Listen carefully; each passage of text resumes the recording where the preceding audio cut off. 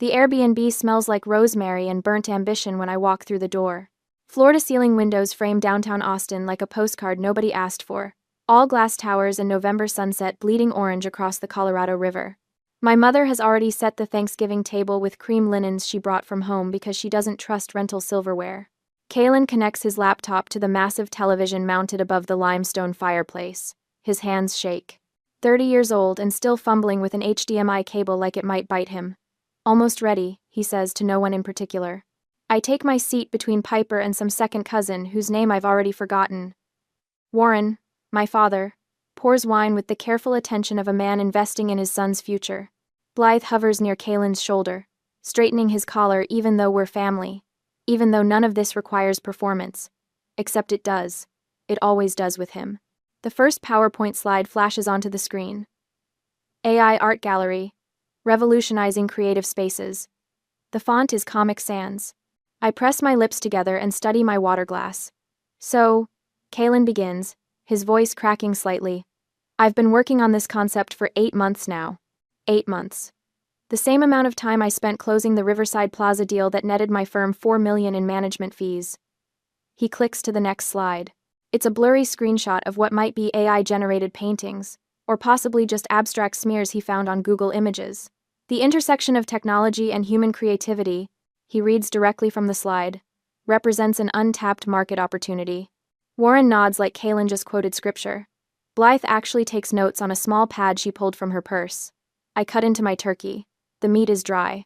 Initial investment needed, Kalen continues, advancing to a slide that's just numbers in different colored fonts. $100,000. This covers gallery space lease, initial AI software licensing, and operational costs for the first 6 months. Piper shifts beside me. She's my cousin, my mother's sister's daughter, and the only person at this table who's ever asked me a direct question about my actual life. Sounds ambitious, Warren says, and I can already see him mentally liquidating something. Probably the mutual fund he said was for retirement. Kalen launches into projected revenue streams that rely entirely on words like synergy and disruption. I count the number of times he says, basically, 17. When he finally stops talking, Blythe dabs at her eyes. It's wonderful, sweetheart. So innovative. Sienna, Piper says, her voice cutting through the congratulations already forming. Are you still in Chicago? I heard you got a huge promotion. The table goes quiet. Even the second cousin, whose name I don't remember, looks up from his phone. I set down my fork with deliberate care. Actually, I'm relocating to New York. Tribeca. I closed on a place last week. Oh, that's exciting, Piper says. Renting? No, I bought it. She smiles, genuine and warm. That's amazing. What a great investment. 2.5 million. The words come out steady, factual. Cash. Hudson River view. Warren's wineglass slips from his fingers. The sound of crystal shattering against Italian marble is surprisingly loud. Red wine spreads across the cream tablecloth like a wound, dripping onto the floor in thick drops that sound like a clock counting down. Nobody moves. Kalen's face transforms, going from pale to purple in the space of a heartbeat. His fork slams down. 2.5 million? In Tribeca? Jesus Christ, Sienna. Who did you have to sleep with for that? The words hang there, ugly and impossible to take back. Blythe recovers first. Kalen, honey, you're just stressed about your presentation. Her hand reaches for his arm, but he jerks away. Warren's staring at me like I just confessed to murder. Sienna, how could you not tell us about this? The absurdity of the question nearly makes me laugh. Tell them, as if I owe them a detailed financial report, as if my success requires their permission. Kalen stands so fast his chair scrapes across the floor. This is typical. This is so fucking typical. You always have to one-up me. Always. I watch wine drip onto the floor. Steady. Rhythmic. My heartbeat feels the same way. Distant and mechanical. Somewhere in my memory, I'm 18 again. Kalen's birthday party at that downtown Chicago lounge, 200 of his closest friends, an open bar that cost Warren $10,000. My birthday dinner was 3 weeks later at Olive Garden, just the 4 of us, and Blythe spent most of it on her phone coordinating Kalen's summer trip to Barcelona. He got a BMW 3 Series with a bow on it. Navy blue, leather interior, his name on the registration. I got a refurbished Dell laptop, $300. Warren handed it to me across the breadsticks and said, "You're so practical, Sienna. You don't need the flash." Strong, Blythe called me. Over and over, my entire childhood. Sienna's the strong one. She handles everything. What they meant was, Sienna doesn't complain. Sienna doesn't need. Sienna makes it easy for us to forget her. I pick up my napkin and fold it with careful precision. When I speak, my voice doesn't shake. I earned every penny through 80-hour work weeks and deals that actually closed. I look at Warren, then Blythe, then finally Kaylin. You got a BMW at 18, I got a $300 laptop. You got $8,000 wired to Barcelona for a semester emergency that was actually bottle service. You got startup funding for 3 different failed businesses. You're just a robot, Kaylin spits, pushing numbers around. You don't create anything. You don't contribute anything meaningful to the world. Warren holds up his hand. Sienna, that's enough. Apologize to your brother. The room tilts slightly. Or maybe that's just me, finally seeing clearly. Piper's gone completely still beside me. The forgotten cousin has his phone out. Blythe is crying, mascara tracking down her cheeks in careful lines. And Warren, my father, is looking at me like I'm the problem, like I'm the one who shattered something precious. The wine is still dripping. Each drop sounds louder than the last. My new apartment smells like recycled air and expensive failure. I sit cross-legged on the king bed with my laptop balanced on a pillow, still wearing yesterday's clothes because unpacking felt like admitting I'd be here longer than planned. My phone buzzes. Piper's name lights up the screen. I had no idea it was this bad. I stare at the text for a full minute before turning to work. The cursor blinks in my spreadsheet. Column A, date. Column B, amount. Column C, recipient. Column D, purpose, alleged. The bank statements I requested 3 days ago are PDF files now, lined up in my downloads folder like evidence at a crime scene. I've been avoiding them. Knowing something happened and seeing the precise dollar amount are different species of pain. I open the first file. May 2015. A wire transfer for $8,000 to Kaylin Edwards. The memo line reads, Barcelona emergency. There was no emergency. He posted Instagram photos from that trip for 6 months straight. Rooftop bars, paella, a blonde girl whose name he never mentioned. The emergency was running out of money for bottle service. I copy the amount into my spreadsheet. The number sits there, neat and accusatory. June 2015. Another transfer, $3,000. Memo. Startup costs. Which startup? The organic juice bar that closed in 4 months? The app that never launched?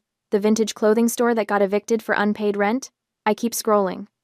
The transfers blur together, a parade of 4-figure failures. September 2016, $5,200. January 2017, $6,800. March 2017, $4,100. My 18th birthday gift was a refurbished laptop. Kaylin's 18th birthday gift was a BMW. The math starts adding up in ways that make my chest feel hollow. I create a new tab. Label it Comparative Analysis, because corporate language makes horrible things manageable. Age 18. Kaylin receives $32,000. Car down payment. Insurance, first semester. Sienna receives $300. Laptop. Age 21. Kaylin receives $15,000. DUI lawyer. Court fees. Car replacement. After he totaled the BMW. Sienna receives $0.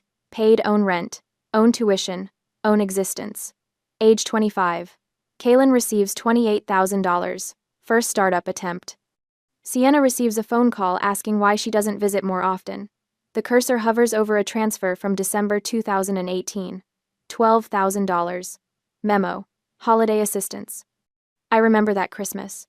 I flew home from Chicago, arrived with gifts I'd spent 2 weeks' salary on. Kaylin showed up empty-handed. 3 hours late, wearing a Canada Goose jacket that cost more than my monthly rent. Just something I picked up, he'd said when Blythe commented on it. $12,000. That's what he picked up. My phone rings. I consider ignoring it, but Blythe's name fills the screen and muscle memory makes me answer. Sienna. Her voice cracks immediately, tears already in progress. How could you do this to us? I don't respond. The spreadsheet is up to $187,000 now, and I'm only through 2019. You've destroyed family unity. Your father can't sleep. Kaylin is devastated. Kaylin called me a whore at Thanksgiving dinner yesterday. He was stressed about his presentation.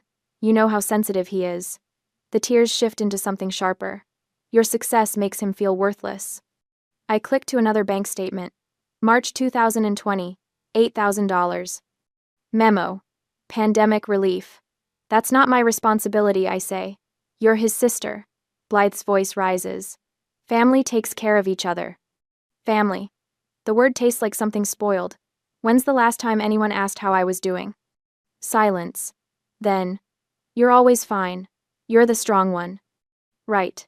I add another line to the spreadsheet. April 2020. $6,500. May 2020. $4,200. I'm fine, which is why you favor him over your daughter. Favoring, that's not true. You're making things up. I also have bank statements. We have always invested in his potential. That's different. You cashed out your retirement fund for his Barcelona semester. Her breathing changes, gets careful. Who told you that? Dad's 401k withdrawal form was in the file cabinet. I saw it when I was home for Christmas 2016. I'd found it by accident, looking for my birth certificate. The amount had seemed shocking then. Now it just seems like part of the pattern. You had no right to go through our papers. You had no right to call me selfish for succeeding. Blythe makes a sound like something breaking. If you don't apologize to your brother, we're not coming to your housewarming. The threat lands wrong. She thinks it's leverage. I hear freedom. Okay, I say. Okay? That's all you have to say? Don't come then. I hang up before she can respond. My hands aren't shaking. That feels significant somehow. The spreadsheet is complete now. $437,000, transferred over 10 years. The number sits at the bottom of column B, highlighted in red by Excel's helpful auto-formatting. My phone buzzes again. Not Blythe this time. Warren. I let it go to voicemail. When the notification appears, I play it on speaker. Sienna, this is your father. His voice is formal, like he's leaving a message for a business associate. Your mother is very upset. Kaylin is talking about seeing a therapist because of your behavior. We think you should apologize and offer him a position at your firm. He needs structure. You have the resources to help him. The message ends. I save it to a folder labeled Documentation. Then I search my email. The keyword is simple. Kaylin, Sienna. The results load. 43 threads. I start with the oldest. From Warren Edwards. Subject. Ray. Graduation gift. Date. May 2014. Sienna doesn't need a party. She's not the celebrating type. Let's put that money toward Kaylin's Europe trip instead. I graduated summa cum laude. Kaylin had graduated 3 years later with a 2.1 gigapascals and a general studies degree that meant he'd changed majors 5 times. I keep reading. Email after email, a decade of casual dismissal. My achievements are mentioned in single sentences. Kaylin's failures are discussed in paragraphs of sympathy and strategic planning. Subject. Sienna's promotion. Body. That's wonderful, honey. By the way, Kaylin needs $3,000 for his new business venture, Reba. Subject. Kaylin's opportunity. Body. 8 paragraphs about his vision, his potential, his sensitive artist soul. No mention that the opportunity was a pyramid scheme. My phone lights up. A text from an unknown number, but the message makes the sender obvious. You're tearing this family apart. Mom's crying. Dad's furious. Hope you're happy, you soulless corporate drone. I screenshot it. Add it to the documentation folder. Then I open my contacts and scroll to Kaylin's name. My thumb hovers over the block button. Alistair Vance told me once that I operate like someone with no safety net. He meant it as observation, not criticism. At the time I nodded and changed the subject because he was right, and I didn't want to explain why. I press block. The confirmation screen appears. You will no longer receive calls or messages from this contact. Delete contact? Yes. The action feels remarkably simple. 1 button press. 30 years of conditioning. Erased. My laptop screen has gone dark. When I tap the trackpad, the spreadsheet reappears. $437,000. I create a new document. Title it, Timeline of Financial Favoritism. Start typing. Every birthday. Every Christmas. Every emergency that wasn't. Every startup that failed. Every promise that my turn would come later. Later never came. Outside my window, New York is all lit windows and distant sirens. The city looks clean from 18 floors up. Manageable. Like a spreadsheet where everything adds up correctly. My phone buzzes one more time. Piper again. I believe you. If you need me to confirm anything, I will. I saw it too. I text back 4 words. Thank you. That matters. Then I return to the timeline. There's work to do. Security calls my direct line at 10:47 a.m. on a Tuesday, almost a month later. I'm 3 slides into a portfolio review when my phone vibrates across the conference table. Miss Edwards, there's a situation in the lobby? I excuse myself, stepping into the hallway where December wind rattles the windows. What kind of situation? A family member says he needs to speak with you. He's getting loud. My stomach drops. What's his name? Kalen Edwards. Should I call the police? Through the phone, I hear it, his voice echoing off marble 43 floors below. She owes me. That apartment should be mine. Give me 5 minutes, I tell security. If he's still there, yes, call them. I return to the conference room where Alistair is studying the skyline. Everything all right? My brother is in the lobby making a scene. He doesn't ask questions, just closes his laptop. Go. Handle it. By the time I reach the lobby, Kalen is pacing near reception, his winter coat unbuttoned, his face blotchy. 3 security guards form a loose perimeter. Sienna. He spots me. Finally, tell them to let me up. You need to leave. Not until we talk about what you did. His voice cracks. You destroyed Thanksgiving. Mom's been crying for weeks. I stay near the elevators, keeping distance. That's not my problem. $2.5 million. He says it like an accusation. You humiliated me in front of everyone. I stated a fact. You're selfish. You've always been selfish. Spit flies from his mouth. Several people have stopped walking. Phones out. That money should have gone to the family. Security moves closer. The lead guard speaks quietly into his radio. You need to leave. I repeat. Not until you apologize. I pull out my phone and start recording. You're trespassing. You're creating a disturbance. Leave immediately, or the police will be called. His face goes purple. This is bullshit. She's a thief. She stole my inheritance. Security escorts him toward the doors. His shouts dissolve into incoherent rage. I forward the video to my personal email. Then I head to HR. By 2 p.m., I'm sitting across from Janet Reeves, our Director of Human Resources. My phone sits between us, the video already played twice. This is the 3rd contact this week? Janet asks. 4th. He called my assistant yesterday. We'll document everything. I'm recommending you speak with legal people about a restraining order. Alistair is waiting in my office when I return. Security briefed me. Your brother sounds unstable. He's desperate. My parents have been funding his life for 30 years. How much did they give him? The number still stuns me. Over $400,000. Alistair whistles low. Jesus. Well, I got a $300 laptop. He's quiet, then pulls out his phone. I'm calling your father. You don't have to. What's the number? Warren answers on the 3rd ring. I hear his voice, tinny through the speaker. Mr. Edwards, this is Alistair Vance, managing partner at Whitmore Capital. I'm calling regarding your son's behavior at our offices this morning. What happened? He created a scene in our lobby. Security had to remove him. I'm sure it's just a misunderstanding. It's harassment. If he contacts this office again, we'll pursue legal action. Alistair's voice is steel.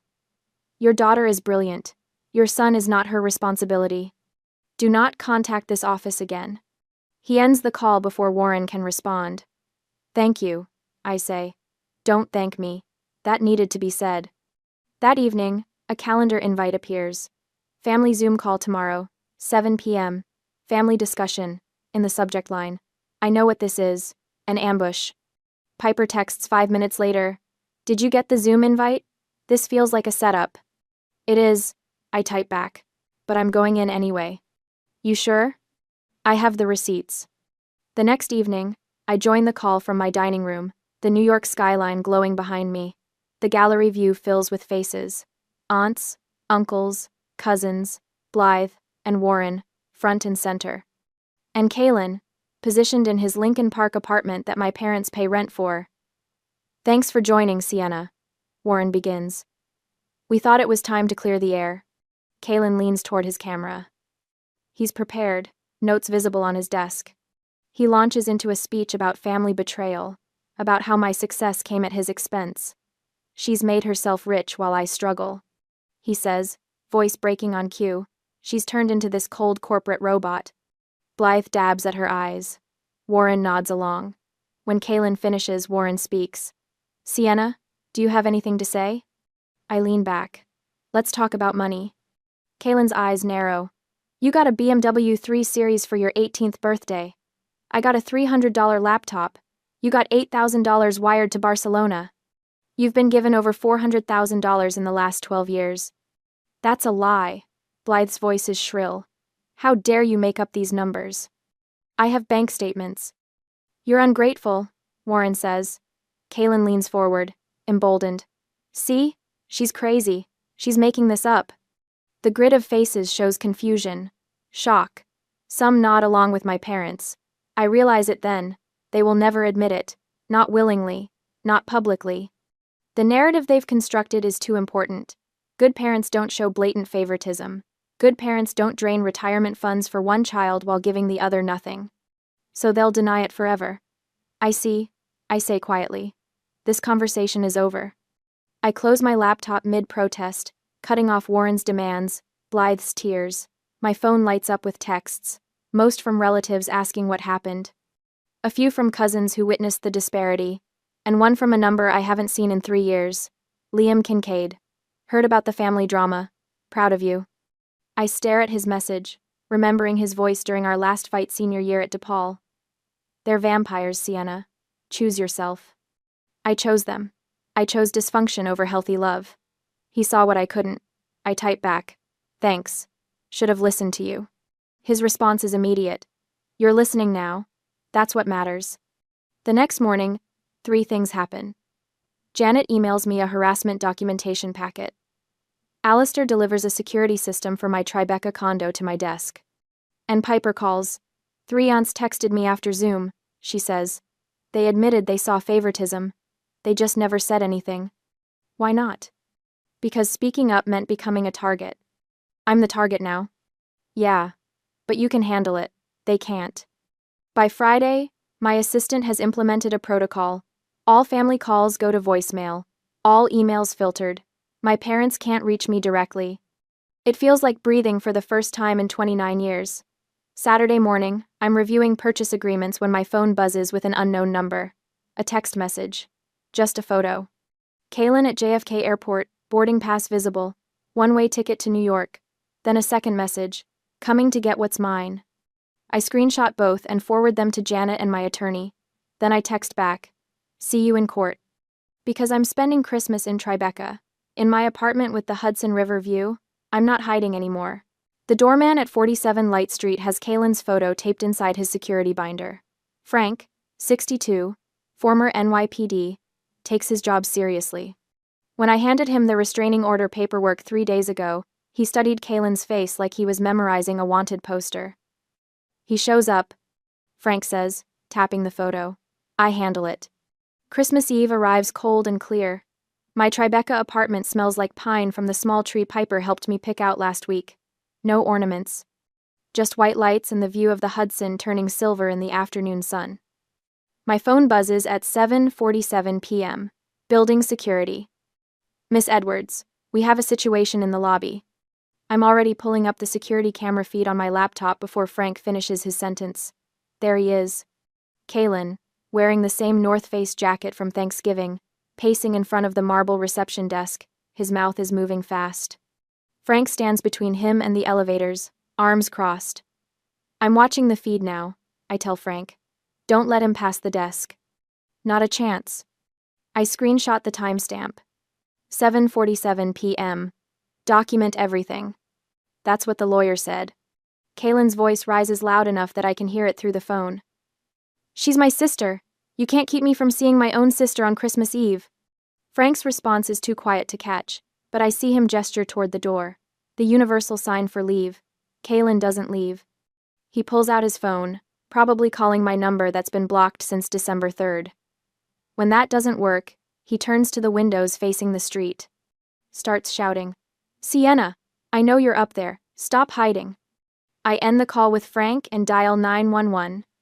My voice stays level when the operator answers. "I need to report a violation of a restraining order at 47 Light Street, Tribeca. The subject is currently in the building lobby refusing to leave." "Anyone?" Outside, someone's recording. I can see the phone cameras raised through the lobby windows, capturing Kaylin's meltdown in high definition. He's gesturing wildly now, pointing up at my building like he's giving a tour of his inheritance. "She stole it."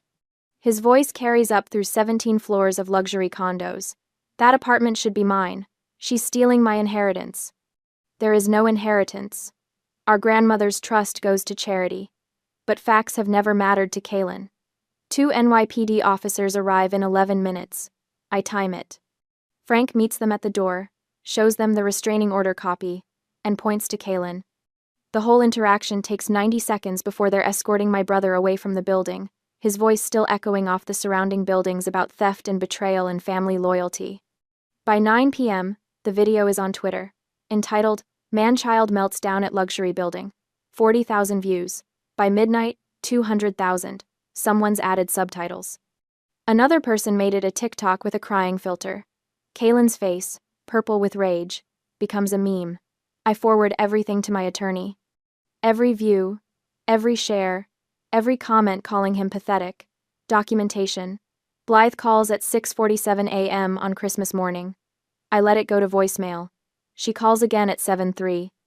At 7:15, Warren tries. At 8:30, I listen to the messages. "Sienna, this has gone too far."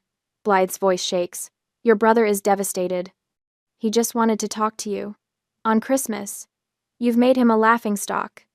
Warren's message is shorter. "We're flying to New York. We need to settle this as a family." I text my lawyer. "Parents incoming. Office ambush likely." Her response arrives in 30 seconds. "Will notify building security. HR standing by." They show up at my office on the Tuesday after Christmas. I'm expecting them. So is building security, HR, and the corporate attorney Alistair arranged at 8 a.m. that morning. Warren and Blythe walk into the glass conference room like they own it. My mother's wearing her cream Talbot suit, the one she saves for parent-teacher conferences and church. Warren's in his insurance broker blazer, the one with the slight shine on the elbows. They don't expect the witnesses.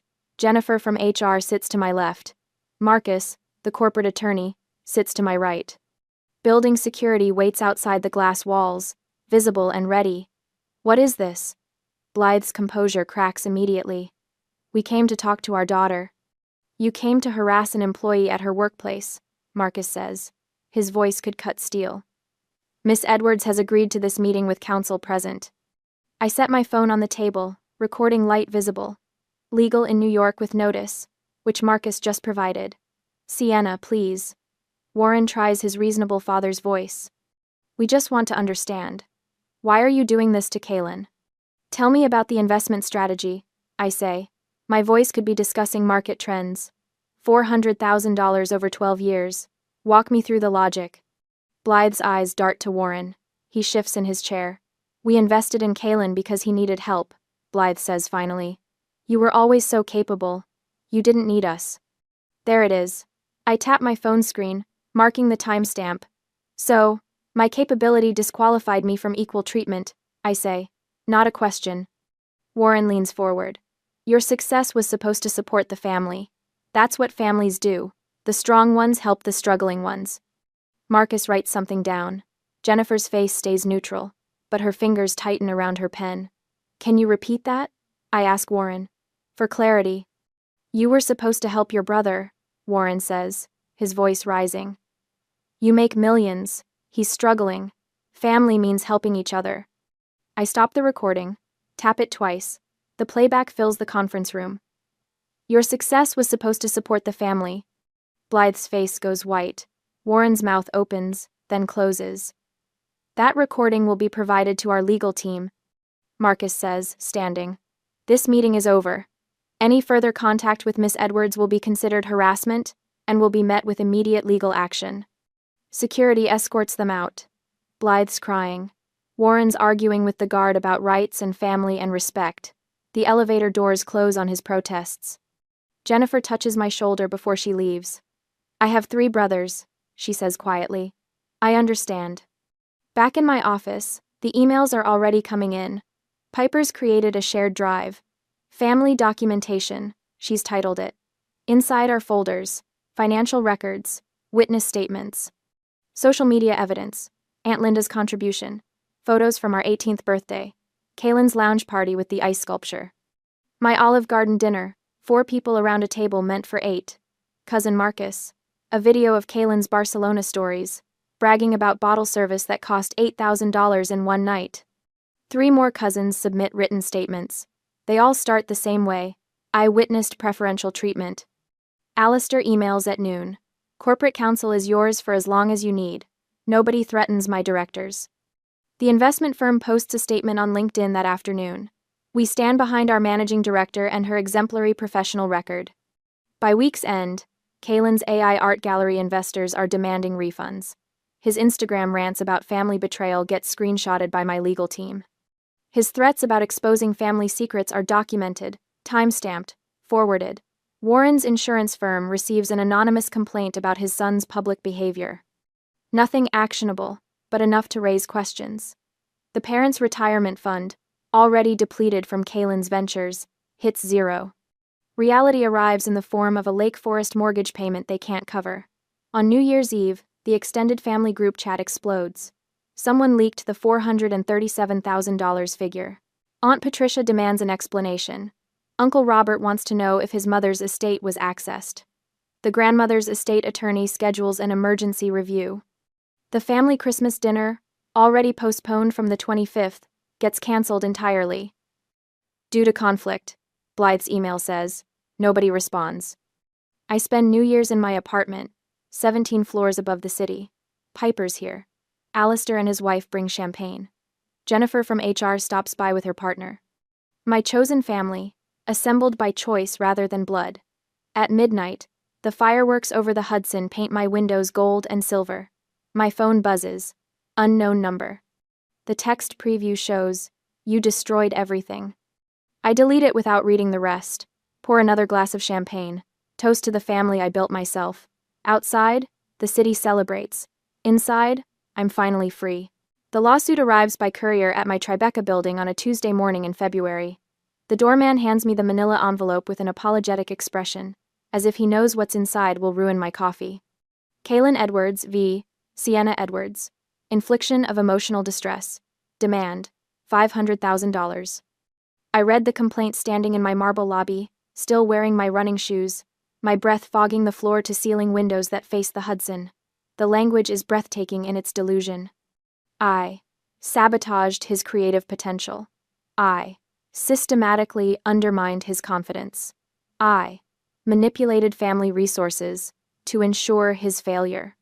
My phone buzzes. Alistair's name lights up the screen. You've seen it, he says when I answer. Reading it now. It's garbage. Frivolous doesn't begin to cover it. His voice carries the controlled fury of a man who spent 40 years watching entitled people abuse the legal system. They found some contingency ambulance chaser who thinks he can squeeze a settlement out of you. I flip to page 4. There it is. The claim about grandfather's trust. They're saying I influenced the estate distribution, that I manipulated a dying man to cut Kaylin out of inheritance he was supposedly owed. My grandfather left me $50,000 for graduate school. He left Kaylin nothing because Kaylin never visited him, not once during the 18 months he spent in hospice care. They want forensic accounting. I tell Alistair. Full disclosure of all my assets. Of course they do. It's a fishing expedition. Papers rustle on his end. They're also threatening to go public with unspecified family secrets unless you settle for $250,000. I walk to my window. A ferry crosses the river below, small and determined against the current. Let them go public, I say. 3 weeks later, discovery begins. My legal team is led by Patricia Morrison, a litigator who made her name destroying fraudulent personal injury claims. She has silver hair cut sharp as a blade and eyes that could calculate your net worth from across a courtroom. This will get ugly, she warns me during our first meeting in her Midtown office. They've listed your parents as character witnesses. They're claiming a pattern of emotional abuse dating back to childhood. Good. I slide a thumb drive across her conference table. Because I have documentation dating back just as far. She plugs it into her laptop.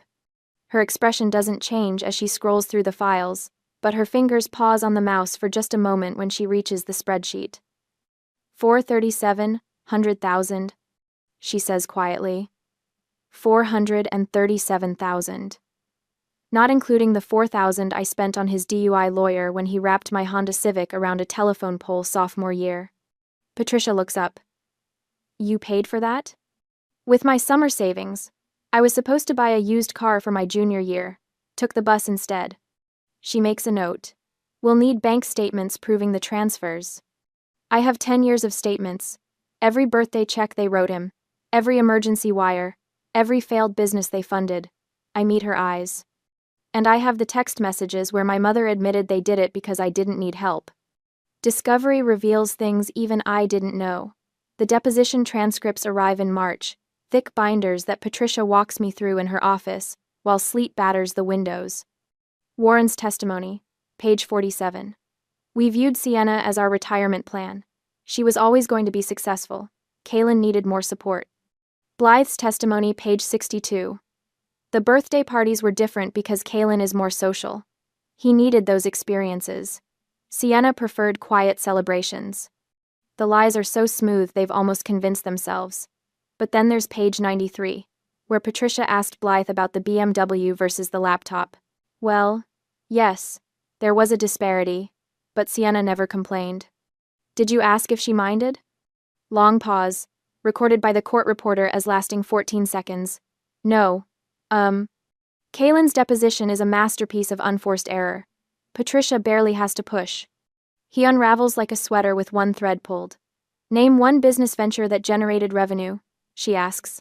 The art gallery concept was solid. The market just wasn't ready. Did you lease gallery space? I was in the planning phase. For how long? 8 months. What did you do during those 8 months? Market research, competitive analysis. Can you provide documentation of this research? Silence.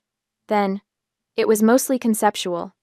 Patricia has printed out his social media posts, laid them in a neat timeline across the conference table. December tweets calling me a corporate sociopath. January Instagram rants about family betrayal. The February post compares me to Scrooge, somehow managing to get both the Dickens reference and the basic plot wrong. Did you write these? Patricia asks. I was emotional. She'd just humiliated us at Thanksgiving. By purchasing real estate with her own money? His lawyer objects, but the damage is done. Every word is a court record now, permanent as concrete. The trial date is set for late March. Manhattan Supreme Court, a building that smells like old wood and older grudges. The courtroom has mahogany panels and marble floors, columns that rise toward vaulted ceilings, windows that let in sharp spring light. I wear charcoal gray. Kaylin wears a suit that doesn't fit right, the jacket pulling across his shoulders, the pants puddling over shoes he clearly borrowed. Patricia's opening statement is surgical. She projects the PowerPoint onto the courtroom screen. The same financial data I compiled in that Chicago hotel room, now presented as Exhibit A through M. Every transfer documented. Every disparity is quantified. The BMW versus laptop photo becomes evidence. Patricia has it blown up poster size. The judge studies it for a long moment, his reading glasses sliding down his nose. 18 years old. Patricia says, same parents, same birthday, 3 weeks apart, $30,000 car versus $300 laptop. Warren sits in the gallery behind Kaylin, his face the color of an old newspaper. Blythe dabs at her eyes with tissue, but the judge doesn't look at her. He's reading the bank statements now, following the trail of money with one finger. Our forensic accountant testifies on day 2. Richard Brennan, 30 years of experience. A man who once traced mob money through 14 shell corporations. He walks the court through every transfer, his voice steady and bored. like he's reading a grocery list. Between ages 18 and 30, the defendant's brother received approximately $437,000 from their parents. The plaintiff received in that same period approximately $8,000, primarily in the form of small holiday gifts. Kalen's lawyer objects. Relevance, Your Honor. This case is about emotional distress, not family finances. The finances establish the pattern of favoritism, Patricia counters, which directly relates to the defendant's claim that my client sabotaged him. The judge nods. Overruled. Continue, Mr. Brennan. Alistair testifies on day 3. He wears the same expression he uses in board meetings when someone presents a bad quarterly report, disappointed but unsurprised. In 10 years of working with Miss Edwards, I have never witnessed unethical behavior. She is meticulous, honest, and arguably the most talented analyst I've supervised. Kalen's lawyer tries to rattle him. Isn't it true you have a personal relationship with the plaintiff? I'm her mentor. Yes. Doesn't that bias your testimony? Alistair removes his glasses, polishes them with a handkerchief. I've mentored 47 analysts in my career. 3 have made managing director before age 30. Sienna is one of them. That's not biased. That's pattern recognition. Piper testifies. Liam sends a written statement from California, describing the family dynamics he witnessed in college. 3 of my colleagues provide character references. The video compilation plays on day 4. Kalen's Christmas Eve meltdown outside my building, his screaming about inheritance and theft, the NYPD officers trying to calm him down. Then clips from his social media, the rants and accusations, his claim that I stole his destiny. The judge watches without expression. When it ends, he makes a note on his pad. Kalen takes the stand on day 5. Patricia approaches him the way you'd approach a snake that's already bitten someone. Mr. Edwards, can you name one business venture that succeeded? They would have succeeded with proper funding. That's not what I asked. Name one that succeeded, generated profit, paid its own expenses. His jaw works. The market conditions weren't favorable. For 12 years? Not one favorable market condition? You don't understand creative industries. Patricia picks up a document. I have your student loan history here. You attended DePaul University for 6 years, changing majors 4 times, and left without a degree. Your parents paid $118,000 in tuition. Is that correct? I was finding myself. And did you? Find yourself? The courtroom is silent except for someone's phone buzzing in the gallery. The judge glances toward the sound, annoyed. I'm an artist, Kalen finally says. Show me the art. He has nothing. No portfolio, no exhibitions, no sales. Just concepts and plans and dreams funded by people who should have known better. The judge's ruling comes down the next morning. I'm back in my office when Patricia calls. Dismissed with prejudice, she says. He can't refile. Ever. And the judge awarded you $100,000 in legal fees, plus costs. Kalen's personally liable for the full amount. I close my office door, lean against it. Through the window, I can see the Hudson, gray and rolling under clouds. There's more. Patricia continues. The judge included a statement in his ruling. I'm reading it now. This court finds the plaintiff's claims to be not merely without merit, but a transparent attempt to extort funds from a family member whose only crime was succeeding through legitimate effort, while the plaintiff failed through lack of same. My phone buzzes. A text from Piper. Did you hear? They're selling the house. Another text. This one from a number I don't recognize. This is Warren. We need to talk about payment arrangements. I delete it without responding. The scholarship fund is established by May.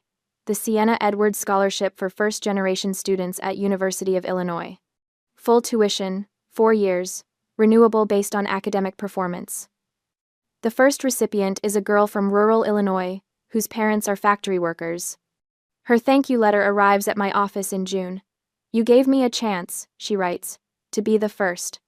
I frame it, hang it where the family photo used to be. The Tribeca penthouse smells like expensive wine and possibility. 6 months since Thanksgiving, and I've stopped flinching when the doorbell rings. Alistair raises his glass across my dining table, candlelight catching the crystal. To Sienna's newest fund launch. $10 million under management, and she makes it look easy. It's not easy, I say, but I'm smiling. The original Basquiat behind him cost more than my parents' Lake Forest house sold for. I chose it specifically for that wall, the one where family photos might have hung in someone else's home. Piper reaches over and squeezes my hand.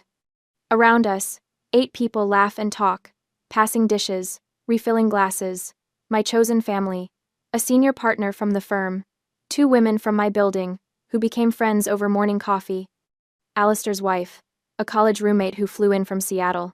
None of them need anything from me except my company. The doorbell rings. I don't tense. My doorman knows the protocols. More champagne? I ask, already standing. When I return with 2 bottles, Piper is looking out at the Hudson, the lights of New Jersey flickering across dark water. Do you think you'll ever do Thanksgiving with the family again? The question doesn't hurt the way it might have 6 months ago. Family isn't blood, I tell her, gesturing at the table. It's who shows up for you.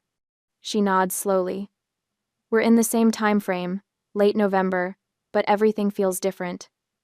Last year I was bracing for impact. This year I'm grateful for the explosion that freed me. My journal sits on the bedroom nightstand. Last night's entry was simple. Their emergency is not my responsibility. My therapist helped me write that sentence. We've been working through it monthly, processing decades of manipulation, understanding that my parents created Kaylin's entitlement with every birthday disparity, every wired emergency fund, every excuse. The guilt is gone. Not buried, not managed. Actually gone. Senior Managing Director, Alistair announces to the table, because he loves this part. Youngest in the firm's history. Stop, I say, but I'm laughing. My phone buzzes. A text from Liam. Heard about the promotion. Always knew you'd choose yourself eventually. Proud of you. I type back quickly. Thank you. For everything. His response is immediate. You did this, not me. But he saw it first, and saw what I couldn't. That's worth acknowledging. The dinner conversation shifts to someone's terrible contractor, then to summer travel plans. Normal problems. Solvable problems. Nobody needs me to rescue them from the consequences they created. Later, after everyone leaves, Piper helps me clear plates. I meant to tell you, she says, that young woman you've been mentoring? She finally set boundaries with her mother. My mentee, 26, brilliant, drowning in family obligation. I told her my story at a women's leadership conference in March, showed her the spreadsheet. Explained how documentation became freedom. Good for her, I say, and mean it. The UIUC Scholarship Fund is supporting 5 students now. The legal settlement from Kaylin bought them futures he never bothered to build for himself. My legacy isn't the money I made, it's the pattern I broke. My laptop shows an unread email notification. Warren's name in the sender field. I don't open it. I drag it directly to the trash, then empty the folder. A birthday card arrived yesterday with a Lake Forest postmark. Blythe's handwriting on the envelope. I gave it back to the doorman, marked return to sender. Last week someone tried to bring DoorDash breakfast to my building. The order name was Kaylin. My doorman, a magnificent man, refused the delivery. Their narrative is no longer my concern. I pour myself the last of the champagne and walk to the terrace. Manhattan spreads below me, 8 million people living their complicated lives. The November air is cold, but I don't go inside. My phone buzzes. Unknown number. The preview shows enough. You destroyed us. I don't read the full message. My thumb hovers over it for less than a second before I delete it. The truth settles in my chest, warm and final. I didn't destroy them. I stopped enabling their destruction of me. I raise my glass to the skyline, to the life I built brick by brick, while they expected me to crumble. To the family we choose, I say to the night. The champagne tastes like freedom.